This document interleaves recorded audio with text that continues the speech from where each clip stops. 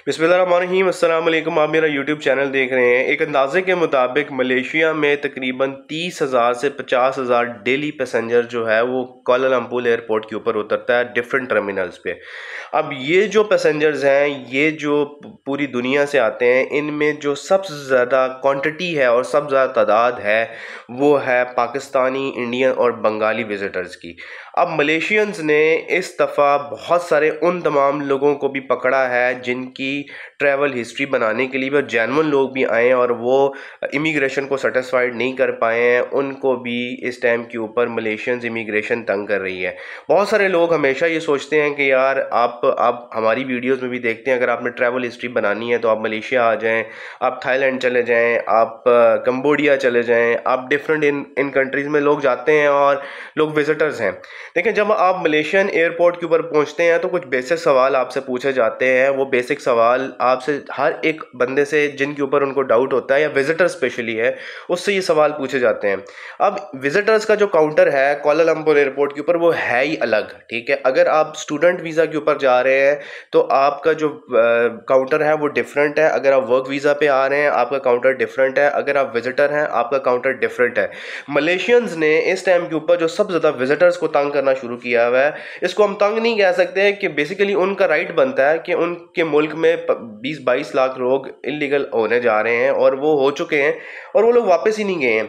अब उन्होंने ये जो एक सर्वे रिपोर्ट निकाली है उसमें उनका जो रिपोर्ट में बताया ये गया है कि तकरीबन जो ये जो 30 से 50,000 की लिमिट है डेली की, पर डे की, इसमें से जो 80% लोग हैं वो इन 3 ममालिक से आ रहे हैं और इन 3 ममालिक से जो लोग आ रहे हैं ये तो वापस जा ही नहीं रहे हैं।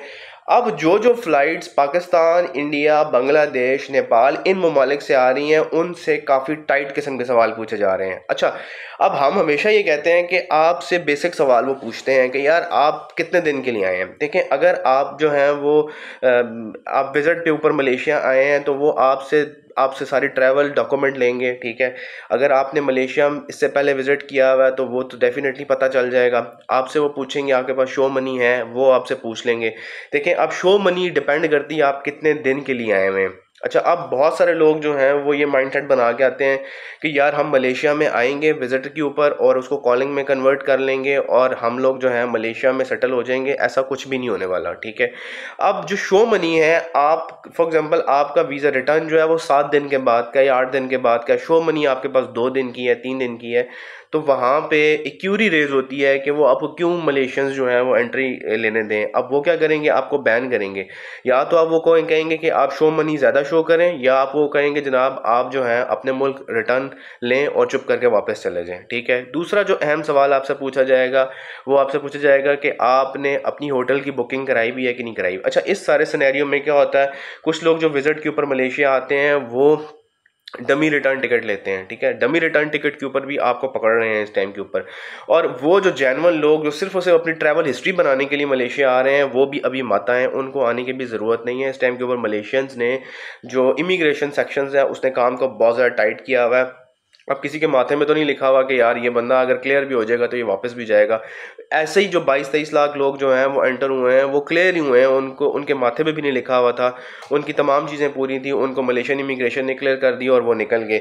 तो इस टाइम के ऊपर जो काउंटर सेटिंग की मद में आपको एजेंट फुदू लगा रहे हैं वो भी इस टाइम के ऊपर काउंटर सेटिंग भी नहीं हो रही, और जो काउंटर सेटिंग के ऊपर भी लोग आ रहे हैं उनको भी पकड़ा जा रहा है।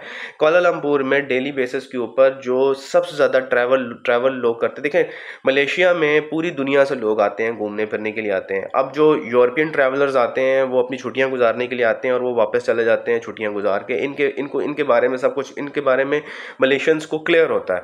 लेकिन जो इन 3-4 ममालिक से लोग आ रहे होते हैं उनको पता है, स्पेशली पाकिस्तान की बात हम तब करते हैं, उसकी रीज़न ये है कि यार पाकिस्तानियों को उनको भी पता है कि पाकिस्तान में इस टाइम के ऊपर काम के हालात कुछ अच्छे नहीं हैं, तो इसलिए लोग जो हैं वो मलेशिया की तरफ ट्रैवल ज़्यादा करते हैं कि उनको आसान लगता है यार मलेशिया आ जाएंगे। अब जो काउंटर सेटिंग है वो भी जो लोग काउंटर सेटिंग करके भी आ रहे हैं मलेशिया वो भी पकड़े जा रहे हैं, उनको भी जो है वो नहीं क्लियर किया जा रहा। तो आपको अगर कोई बंदा कहता है यार काउंटर सेटिंग में आ जाओ, तो काउंटर सेटिंग में आने से पहली तो बात यह है कि इस टाइम क्योंकि आप विजिट के ऊपर प्लान बना रहे हैं तो थोड़े दिन रुक जाएं।